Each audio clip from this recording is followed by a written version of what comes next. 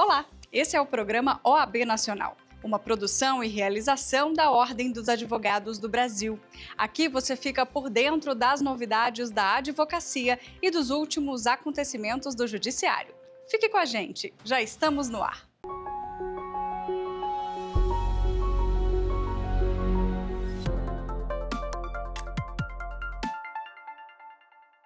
O Conselho Pleno da OAB Nacional avaliou como constitucional a Lei 13.429 de 2017, que propõe a alteração da lei sobre o trabalho temporário em empresas urbanas. A proposição entende que a flexibilização das contratações terceirizadas não fere os direitos fundamentais dos trabalhadores. Esse assunto, ele já foi ao Supremo Tribunal Federal e pela DPF 324, recurso especial, recurso extraordinário, 958, 252 e tema 725 de repercussão geral, já foi declarado constitucional.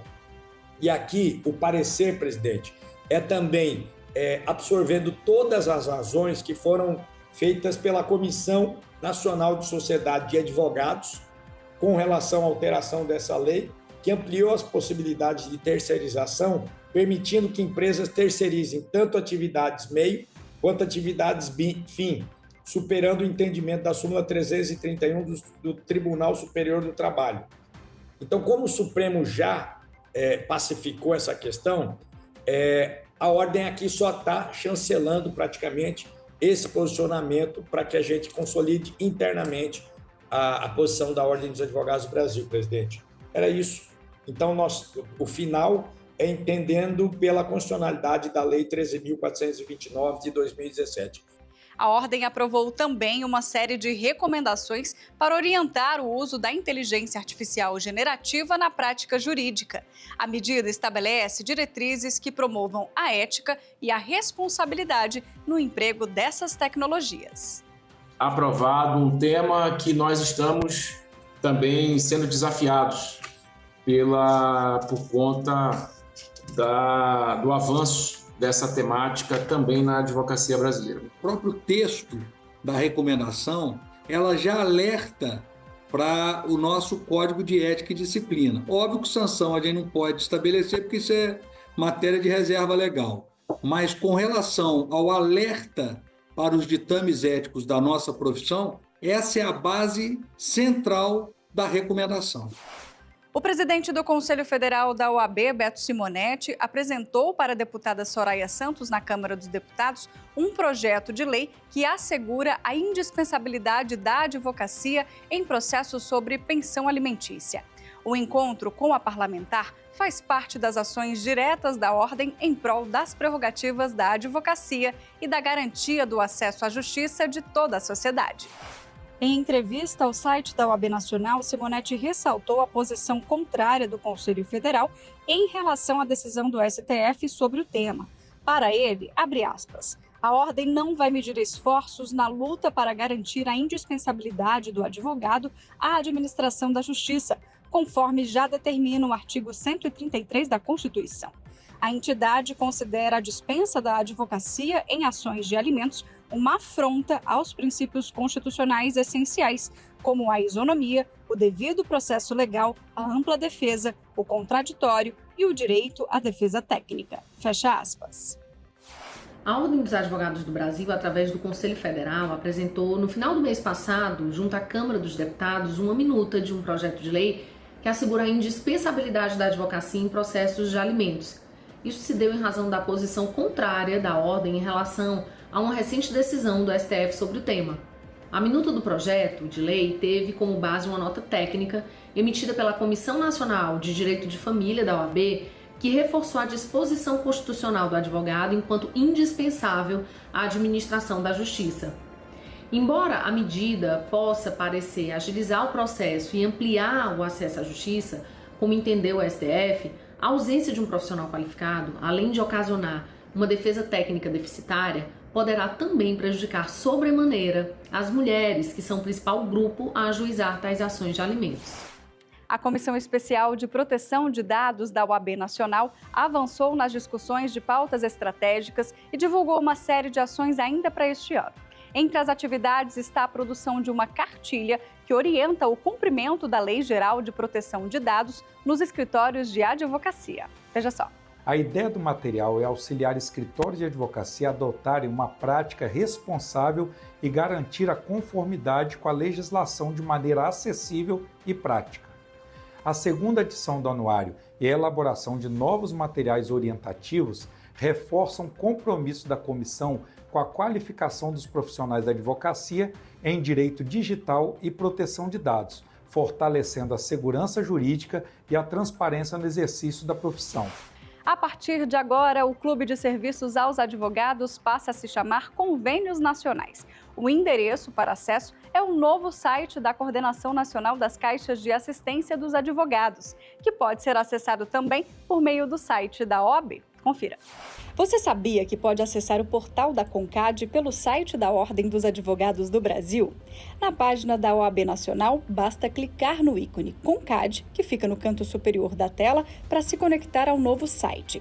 Você vai encontrar notícias, informações, tudo sobre o que é e o que faz a CONCAD, Coordenação Nacional das Caixas de Assistências dos Advogados. É fácil e super rápido, né? Você vai encontrar os convênios nacionais, sendo possível acessar e usufruir de todas as parcerias disponíveis à advocacia do país. É possível acessar ainda os convênios estaduais realizados pelas caixas de assistências dos advogados dos 26 estados e do Distrito Federal. Escolha o estado de seu interesse e será transferido ao site, encontrando inúmeros convênios e informações. Não perca tempo e fique por dentro de todas as novidades. Conecte-se, pesquise e aproveite! Com o objetivo de também proporcionar tarifas e condições especiais para a compra de passagens aéreas por advogadas e advogados, a CONCAD anunciou o convênio com a Azul Linhas Aéreas. Segundo Beto Simonetti, abre aspas, este convênio reforça o nosso compromisso em proporcionar vantagens reais à advocacia, facilitando a mobilidade profissional e ampliando o acesso aos serviços essenciais. A parceria com a Azul representa mais um passo na valorização da nossa classe e na busca constante por melhorias no exercício da profissão. Fecha aspas. A Comissão Especial de Defesa do Consumidor se reuniu para debater os efeitos imediatos da Recomendação 630927 de 2024, que, segundo o presidente da pasta, cria regras processuais inexistentes na legislação brasileira e absolutamente desrespeitosa para a advocacia do país. Detalhes que você acompanha agora na entrevista. A legislação processual civil, ou seja, as regras de procedimento do que o advogado deve fazer na petição inicial, do que o juiz pode exigir do advogado na petição inicial, estão descritas no Código de Processo Civil, que tem que ser votado pelo Congresso Nacional, porque pelo artigo 22 da Constituição Federal, isso é uma competência exclusiva da União. Não pode um juiz ou o Conselho Nacional de Justiça, ou até mesmo o Superior Tribunal de Justiça, ou até o Supremo Tribunal Federal, criar norma processual que não foi votada no Congresso. E a recomendação que o CNJ editou agora em 2024, ela está recheada de regramentos processuais e procedimentais que não estão escritos no CPC. Por isso que é com surpresa que a advocacia vê esses novos regramentos. Por exemplo, a procuração, que é um instrumento pelo qual o cliente escolhe ou elege o seu advogado para funcionar no processo e representar seus direitos em juízo, ela não tem forma especial que não seja um instrumento escrito com a assinatura da parte. Esta recomendação, ela traz uma série de regras que não existem na legislação processual civil sobre a procuração, determinando, por exemplo, que o juiz possa trazer a parte, isso é constrangedor, que o juiz possa trazer a parte coercitivamente em audiência para saber se ela outorgou ou não procuração ao advogado.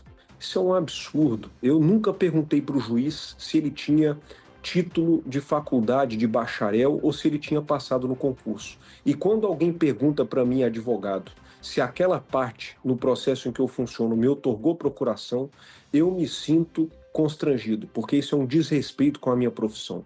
E é isso que está acontecendo com essa recomendação. A OAB Nacional lançou mais uma cartilha sobre as principais dúvidas voltadas à publicidade na advocacia. E o questionamento de hoje é sobre a participação dos advogados em lives nas redes sociais. Isso pode ou não pode? É o que você acompanha agora. Esta é uma das questões mais intrigantes que nós advogados enfrentamos aí por todo o Brasil. Se é permitido ou não fazer selfie ou vídeo durante a nossa atuação.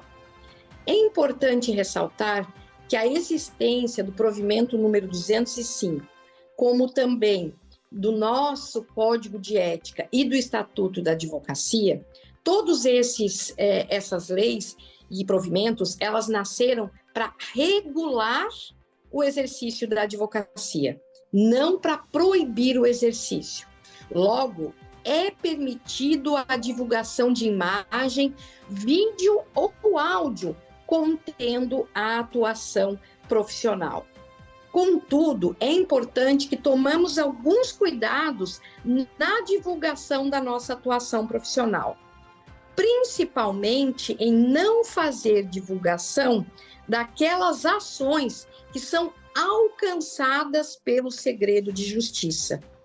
Temos sempre, a despeito do que diz o nosso estatuto, nosso código de ética, de respeitar o sigilo e a dignidade profissional. Portanto, também é importante ressaltar que é vedada a referência ou menção a decisões judiciais e também resultados de qualquer natureza obtidos em procedimentos patrocinados pelo advogado ou pela advogada. É muito comum verificarmos nas redes sociais o advogado postando: ganhei mais uma ação, a respeito de tal tema, ganhei a tese, e discorrer a respeito desses resultados. Então, é vedado, então, fazer menção direta a decisões judiciais e resultados de qualquer natureza obtidos em procedimentos patrocinados pelo advogado e pela advogada. Vejam que esta vedação está lá no artigo 4º, parágrafo 2º, também do provimento 205 de 2021. Ainda é importante ressaltar que devemos respeitar as regras, sempre, em qualquer publicação nas redes sociais.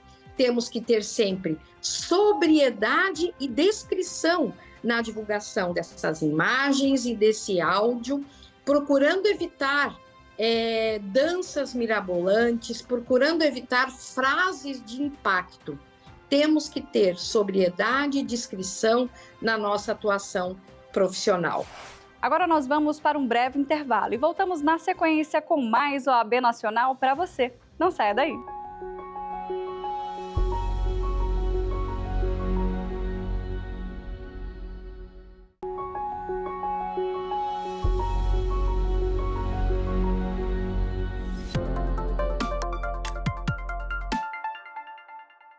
Litigância abusiva, advocacia dativa, Diário de Justiça Eletrônico Nacional e plenário virtual foram os assuntos tratados pelo presidente da OAB Nacional com o presidente do Conselho Nacional de Justiça.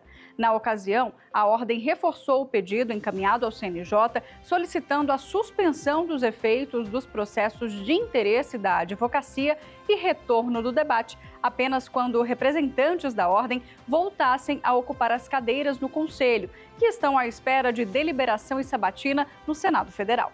Nós estamos no Conselho Nacional de Justiça há 6 meses, aguardando a sabatina no Senado Federal para a nomeação dos conselheiros representantes da ordem. Portanto, esses atos normativos foram deliberados em plenário sem a presença da representação da Ordem dos Advogados do Brasil. E eles são atos muito impactantes.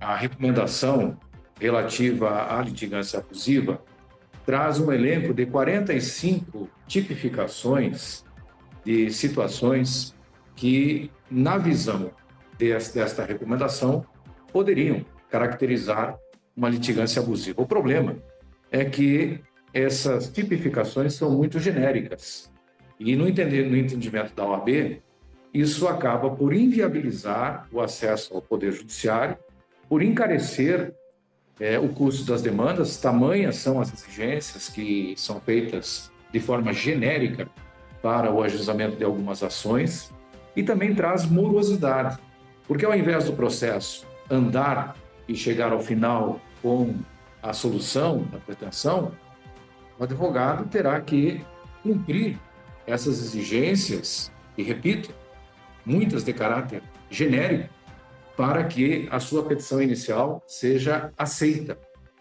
A ordem entende que essa não é a melhor solução para combater a litigância abusiva. O presidente Beto Simonetti deixou isso muito claro ao ministro Barroso, e também, nesse tema, o Conselho Federal vinha tratando com o Conselho Nacional de Justiça já há algum tempo, por um grupo de trabalho do qual nós participamos, inclusive com várias audiências públicas e propostas efetivas, até mesmo de um convênio entre a OAB e o CNJ, e fomos surpreendidos com essa recomendação.